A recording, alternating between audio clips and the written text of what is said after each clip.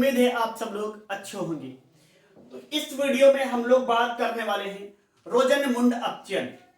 तो बच्चों, इस अपक्रिया की सहायता से यानी कि रोजनमुंड अपक्रिया की सहायता से आप एसिड क्लोराइड को एल्डिहाइड में बदल सकते हैं।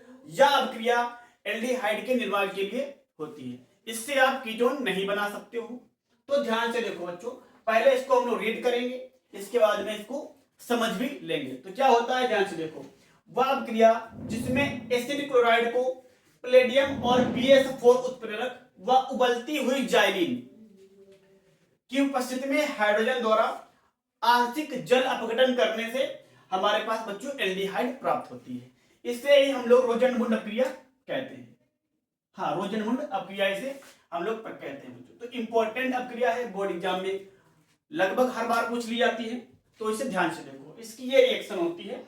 एसिड क्लोराइड हमारे पास है, RCOCl को बोलते हैं एसिड क्लोराइड। एसिड क्लोराइड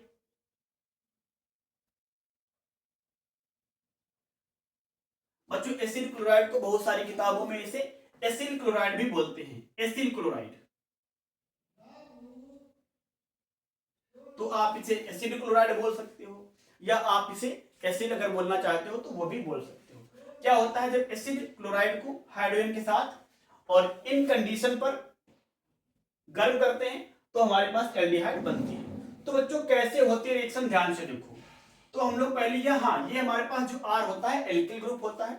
आप R के जगह पर एरिल ग्रुप भी ले सकते हो, या तो आप एल्किल लिख सकते हो या आप एरिल ले सकते हो। तो बच्चों, एल्किल या एरिल दोनों में से कोई एक लगा सकते हो। तो इसमें क्या होता है, अगर एसिड क्लोराइड की संरचना की बात करें तो कुछ इस तरीके से होती है। RC double bond O Cl plus hydrogen gas, palladium और BaSO4 प्लस हमारे नीचे बच्चों क्या है, जाइलिन, वो भी उबलती हुई जाइलिन या बहुत ज्यादा गर्म जाइलिन। हाँ, बहुत ज्यादा गर्म जाइलिन। अभी इनके बारे में भी हम लोग डिटेल्स में पढ़ने वाले हैं कि हमारे पास पैलेडियम और BaSO4 जो बेरियम सल्फेट है, इनका इस रिएक्शन में यूज क्या होता है। ठीक है, इनको भी हम लोग अभी रीड करने वाले हैं। तो जाइलिन बच्चों, जाइलिन, तो इन कंडीशन में जब रिएक्शन होती है तो क्या होता है, ध्यान से देखो। हमारे पास जो एसिड क्लोराइड का क्लोरीन है, एसिड क्लोराइड का क्लोरीन है, ये हट जाता है हाइड्रोजन के साथ। ध्यान से देखो, क्योंकि हाइड्रोजन पे प्लस चार्ज होता है और क्लोरीन पे माइनस चार्ज होता है। तो सिंपल से हमारे पास HCl अलग हो जाता है। एसिड क्लोराइड का क्लोरीन एक हाइड्रोजन के साथ HCl बना के अलग हो जाता है। हमारे पास बचता क्या है, RC डबल बॉन्ड O और सिंगल बॉन्ड हमारे पास एक वैलेंसी कार्बन की रह जाती है, और इसके साथ जो हमारे पास एक हाइड्रोजन बचा हुआ है वो ऐड हो जाता है। तो हमारे पास बन जाता है एल्डिहाइड। हाँ, आप एल्डिहाइड को इस तरीके से लिखना चाहो इस तरीके से लिखो, या आप इसको ऐड करके लिख सकते हो पूरा इस तरीके से RCHO। तो एल्डिहाइड बन जाता है बच्चों। तो अब ध्यान से सुनो, हमारे पास जो पैलेडियम है और BaSO4 यानी कि बेरियम सल्फेट है, अब क्रिया में इनका काम क्या होता है। तो बच्चों, जो हमारे पास पैलेडियम होता है, हाँ, जो बच्चों PD उत्प्रेरक है पैलेडियम, इसका उपयोग होता है एसिड क्लोराइड को एल्डिहाइड तक पहुंचाना। यानी कि इस उत्प्रेरक की सहायता से हम लोग एसिड क्लोराइड से एल्डिहाइड तक पहुंचने के लिए इसका यूज करते हैं। और BaSO4 बच्चों क्या होता है, अगर हम लोग BaSO4 का यूज ना करें, इस रिएक्शन में अगर हम लोग BaSO4 का यूज ना करें तो क्या होगा बच्चों, तो हमारे पास जो एसिड क्लोराइड से एल्डिहाइड बना है, ये हमारे पास आगे रिएक्शन करके एल्कोहल में चेंज हो जाएगा। कैसे चेंज होगा, ध्यान से देखो। हमारे पास यहां से हमारे पास, हाँ बच्चों, नोट की बात है ये, आपको याद रखना है, यदि हम लोग BaSO4 उत्प्रेरक ना लगाएं, पैलेडियम के साथ में BaSO4 उत्प्रेरक ना लगाएं, तब ये रिएक्शन होगी, ऐसे नहीं होगी। बाकी तो हमारे घर इन दोनों को आपने ले रखा है, तो जो यहाँ पे एसिड क्लोराइड था एल्डिहाइड में चेंज होगा। अगर आपने BaSO4 नहीं ले रखा है तो ये रिएक्शन आगे भी हो जाती है। कैसे होती है, ध्यान से सुनो। हमारे पास जो ऑक्सीजन है, इसमें से एक बॉन्ड टूट जाता है। हाँ, इस ऑक्सीजन का एक बॉन्ड टूट जाता है, तो बचता है सिंगल बॉन्ड O इस तरीके से। अगर हम लोग बेरियम सल्फेट का यूज नहीं करेंगे तो जो एल्डिहाइड बना है, इसमें कार्बन और ऑक्सीजन का डबल बॉन्ड टूट जाता है और यहाँ पर इस तरीके से वैलेंसी बचती है। एक वैलेंसी खाली होती है ऑक्सीजन के पास और एक वैलेंसी कार्बन के साथ। तो यहाँ एक ऑक्सीजन आ जाता है, एक हाइड्रोजन बच्चों, हाँ एक वैलेंसी खाली होती है ऑक्सीजन के पास और एक वैलेंसी कार्बन के साथ। जब यहाँ से डबल बॉन्ड टूट जाता है तो एक हाइड्रोजन ऑक्सीजन के साथ ऐड हो जाता है और एक बच्चों हाइड्रोजन, ऑक्सीजन नहीं, ऑक्सीजन के साथ एक हाइड्रोजन ऐड होता है और दूसरा हाइड्रोजन इस कार्बन के साथ ऐड हो जाता है। तो अगर इसको हम लोग सही रूप में लिखें तो इस तरीके से हो जाएगा RCH2 बच्चों, CH2OH। तो इस तरीके से आप बच्चों जो हमारे पास एल्डिहाइड था वो अल्कोहल में चेंज हो जाएगा। इसलिए हम लोग BSO4 उत्प्रेरक का उपयोग करते हैं ताकि हमारे पास जो एल्डिहाइड बना है वो अल्कोहल तक ना जाए। तो उम्मीद है बच्चों आपको ये बात समझ में आई होगी कि हम लोग पैलेडियम और BSO4 उत्प्रेरक क्यों लगाते हैं। तो कुछ अपक्रिया की बात कर लें बच्चों, हम लोग इसके एग्जांपल की बात करें। तो उम्मीद है बच्चों आपको ये मानक रिएक्शन तो समझ में आ गई होगी। एसिड क्लोराइड को इस तरीके से लिखेंगे RCOCl प्लस हाइड्रोजन गैस, यहां से क्लोरीन गैस एक हाइड्रोजन के साथ अलग हो जाएगी, बना लेगी HCl और हमारे पास ये वैलेंसी खाली हो जाएगी और इसके साथ जो एक शेष हाइड्रोजन बचा है वो ऐड हो जाएगा। तो इस तरीके से बन जाएगा एल्डिहाइड। अब एग्जांपल की बच्चों लोग बात करेंगे, उदाहरण की बात कर लें।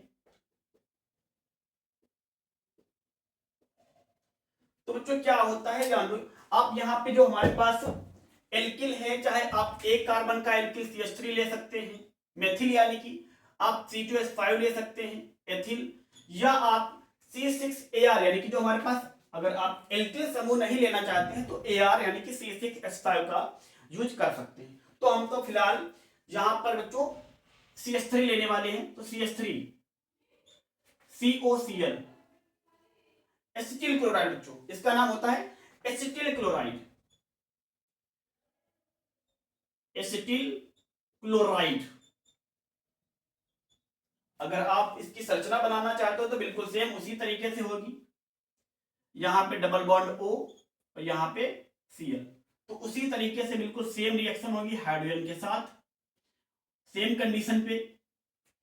यहां से एक हाइड्रोजन क्लोरीन हट जाएगी, यहां से HCl बनेगा, प्लस हमारे पास यहां जब हटेगा ये तो कुछ इस तरीके से बचेगा CH3 डबल बॉन्ड O, ये वैलेंसी खाली हो जाएगी, इसके साथ एक बचा हुआ हाइड्रोजन ऐड हो जाएगा जिससे बन जाएगा CH3CHO, जिसका नाम है बच्चों एस्टल्डिहाइड। हाँ हमने बात की थी आप इसकी जगह पर एरिल समूह यूज करते हो, यानी कि C6H5COCl, यानी कि बच्चों बेंजोइल क्लोराइड, इसका नाम होता है बेंजोइल क्लोराइड, बेंजोइल क्लोराइड। तो आप बेंजोइल क्लोराइड का भी यूज कर सकते हो।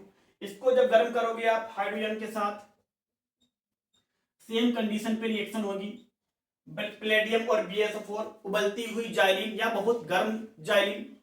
तो क्या होगा, सेम यहां से एक HCl निकलेगा, प्लस इसके स्थान पर एक हमारे पास हाइड्रोजन आएगा तो बनेगा C6H5CHO, यानी कि बच्चों बेंजल्डिहाइड बन जाएगी, बेंजल्डिहाइड।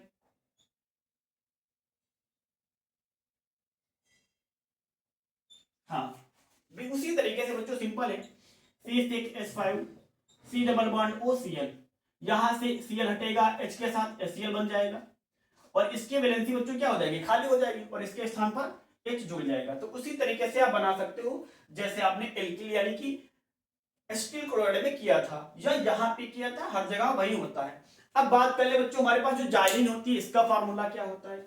तो बच्चों हमारे पास क्या होता है, जो जाइलिन होती है बेंजीन वलय के साथ दो मेथिल समूह जुड़े हुए होते हैं, इसको बोल सकते हो C6H4CH3 का होल ट्वाइस, यानी कि बेंजीन वलय के साथ दो मेथिल समूह जुड़े होते हैं। इस तरीके से दिखा सकते हो आप।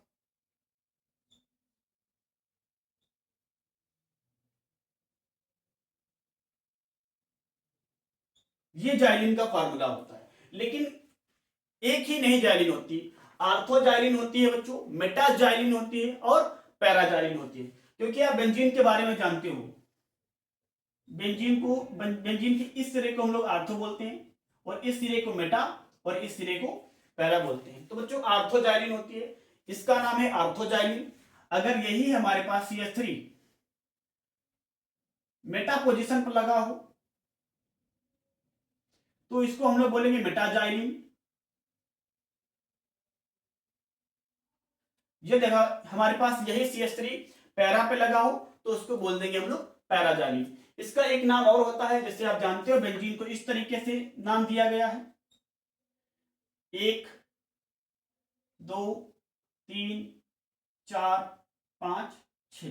तो ये हो जाएगा बच्चों हमारे पास 1,2 डाइमेथिल बेंजीन, और ये हो जाएगा 1,3 डाइमेथिल बेंजीन। और रही हमारे पास बच्चों पैराजाइलिन की बात, CH3 और CH3। ये बच्चों उस तरीके से अगर आप लिखना चाहते हो मेटा के रूप में, तो मेटा पैरा के रूप में, तो ये हो जाएगा पैराजाइलिन। अगर आप इसको गिनती के रूप में लिखना चाहते हो तो हो जाएगा ये 1 नंबर 2 नंबर 3 नंबर 4 नंबर। तो 1,4, क्योंकि 1 देख लो 1 2 3 4, तो 1,4 डाई मेथिल बेंजीन। तो बच्चों ये जाइलिन होती है और इसका यूज इसमें किया जाता है। और जो जाइलिन होती है उबलती हुई होती है, काफी गर्म जाइलिन होती है, इसलिए यहाँ पे लिखा है उबलती हुई जाइलिन। तो बच्चों अगर आपको नोट करना है रिएक्शन को तो आप इसका स्क्रीनशॉट ले सकते हैं। तो ये रिएक्शन बच्चों आपके लिए बोर्ड एग्जाम के लिए इंपॉर्टेंट है। अगर बच्चों वीडियो अच्छा लगा हो तो वीडियो को लाइक करो, चैनल को सब्सक्राइब करो और इसे अपने दोस्तों में शेयर जरूर करो।